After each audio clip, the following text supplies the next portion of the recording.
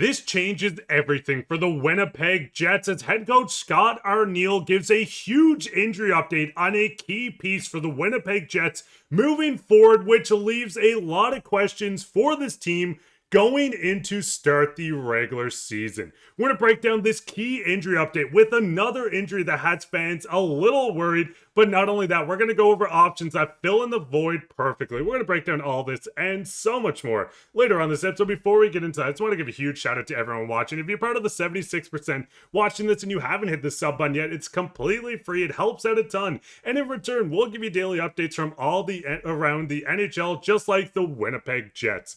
But with that, Darius, let's go straight into this today, where we do get an update around the Winnipeg Jets that will have fans a little scared going into Game 1. Winnipeg Jets coach Scott Arniel goes out to say that Dylan Samberg will miss 6 to 8 weeks with a broken wrist. Now, Samberg was a huge part of the Winnipeg Jets going into the playoffs last year in the regular season, and a key piece they were looking forward to start this season. We've seen him come fresh off his extension. What is your thoughts on them losing debatably one of their best defensemen for 6 to 8 weeks?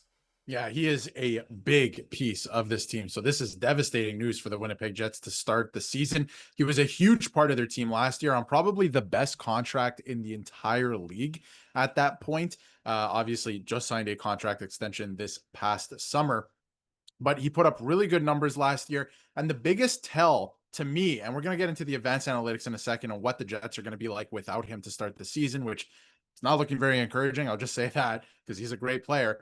He was injured and missed some time due to a leg injury halfway through last season as well. And when he was out, that's when the Jets started to lose games. So that could be a direct correlation. That second pairing there with Samberg is a bit of a glue pairing, right? If you have them together on your team, you're going to look good, right? Him and Pionk together do have some synergy. So it's going to be interesting to see how they kind of, or who also fills in without him and what they look like without him to start the year, because they were off to such a hot start last year. He got injured. They started losing some games and then they finished strong as well once he came back. So he is a big part of this team, probably a bigger part of this team than people realize outside of Winnipeg. And they're going to dearly miss him because this is a really unfortunately timed injury right before the season starting next week. So we'll see how they fare without him, but we're going to get into what they look like without him, who's going to fill those shoes, and do they actually go out and make a move? I think that's pretty interesting. And I mean, there's one big thing. Listen, Connor Hellebuyck, which we do have a bit of an injury update on him as well, is a guy that can will a team into the playoffs. We've seen him have more wins than some franchises did last season, but the big thing out, losing on Dylan Samberg doesn't only hurt the fact that you're without Dylan Samberg, but this pairing with Neil Pionk and Samberg was a go-to pairing for them. Listen, they want to get off to a hot start. This is a team that kind of feathered away in the playoffs and didn't go on the run they were expecting or wanting to do, but the big thing is we do see two guys going out and getting extra ice time, trying to get on the ice and impress the coach going into Game 1, but things get a little scary when you're looking at the advanced stats on this. Now, looking at it, Samberg and Pionk, expect goals percentage were by far and away the best. Pretty close on Morrissey and DeMello as well. But the big thing is getting Hayden Fleury with Pionk. You can see number 4, and this is out of all 150 minutes played with pairings. And the thing was 38.5% expected goal. This pairing was not what fans expect. And listen, if you get a start to the season, if you're gelling together, yes, it can work. But going into the projected lines, would you feel comfortable getting Hayden Fleury in there? We've seen the advanced stats, and we're going to touch on him a bit. Or do you think they should kind of look on the outside, maybe in Logan Stanley? Listen, don't kill me, Jets fans. I understand everyone's not the hugest fan, but what is your thoughts on just Hayden Fleury with the advanced stats probably being the pairing? Well, you have a pretty substantial sample size from last season when Samberg was out that this does not work, that they do not look good. They were getting shelled. The majority of time was spent in their own zone, all of those things. So clearly this pairing doesn't really work. There's no real chemistry there, right? And we saw it last year when Samberg was out, the exact same situation. So maybe you do move away from it. And again, Jets fans, don't kill us. We know most of you do not like Logan Stanley. Maybe it's not Logan Stanley that's the option to move up. This defense core as is pretty good. Hayden Fleury is a good replacement player. He is a guy that can play in the NHL, right?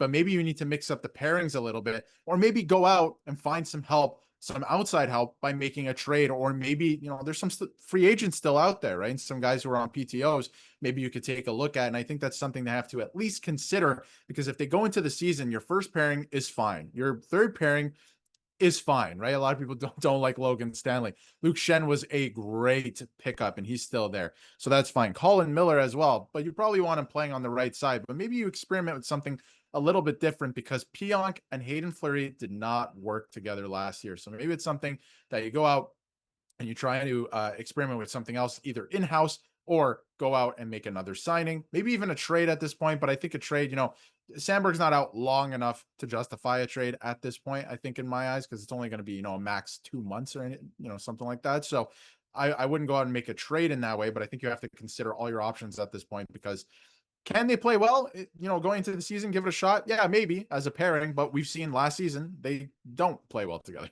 And I think the big thing is, listen, the Jets team want to start hot. They want to go out. They want to win the President's Trophy. They want to go on a deep run. They want to hoist the Stanley Cup. And if you go on a bit of a slide because your defensive game, and listen, adding Jonathan Taves to the forward group will help with the defensive game as well. But with this team wanting to start hot, there is a lot of things to look at. Now, the big thing is, too, is, listen, Dylan Samberg out 6-8 weeks. But we also do get an update on Connor Hellebuyck, who left practice just not feeling right. He doesn't sure if he's going to play in the preseason game. And listen, I'm not going to sit here and say, hey, Hellebuck's out for an extended period of time. But you don't want one of your top shutdown guys to go out with a broken wrist, and then your starting goaltender, debatably the best in the entire National Hockey League, to say, hey, I'm not feeling right. I'm not practicing. Maybe I won't play in the preseason. So things get interesting. Listen, Darius, this is a team that has a decent amount of cap space. If you get to deadline, 15.2 mil is awesome for a team contending and wanting to push. You have just shy of $4 million to spend right now, and it does get interesting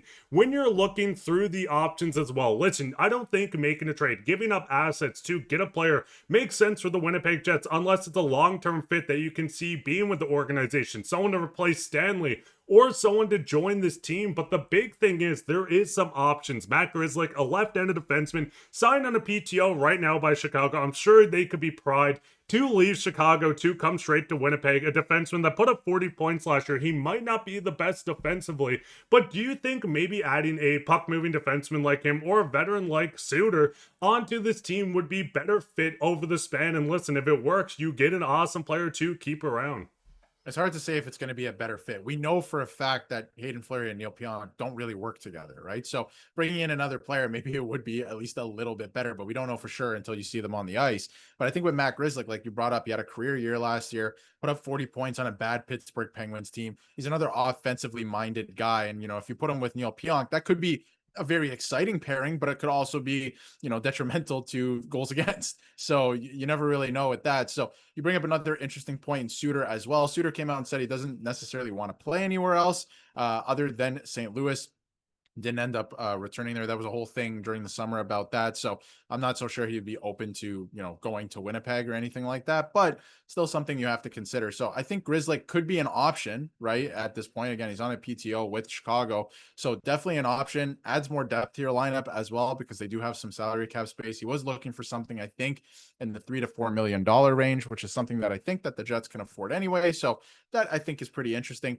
If you want to add at the deadline, they probably can too. You're going to accumulate more cap space as well. So I think it's an interesting option, but you don't really know until they're on the ice. And you do have, pretty good NHL caliber defensemen still around that you can use in Samberg's absence. We just know from the advanced analytics last year when they played with each other, didn't go so well. So we'll see how it plays out. But I think in terms of Hellebuyck too, last thing too, just to touch on that, a lot of people are speculating not feeling right could be an injury, could also be an illness, right? So it doesn't seem like the organization is panicking too much. So we're not going to panic either in terms of that update. We'll see if he ends up playing, but didn't seem like anything too serious, but he did miss, he did leave practice. And I mean, the big thing is, listen, we're going to see a competitive camp, especially with a big minute opening up there with Samberg on. But Jets fans, who do you think would be the perfect guy to fill in? Is it Hayden Fleury? Is it Logan Stanley? Once again, don't kill us. What is your thoughts on this? Let us know down in the comments. While you're down there, leave like, subscribe, share this with your friends. We'll be back in another episode, so keep your eye out for that. But I've been your host, Mark, with my co-host, Darius, and take care.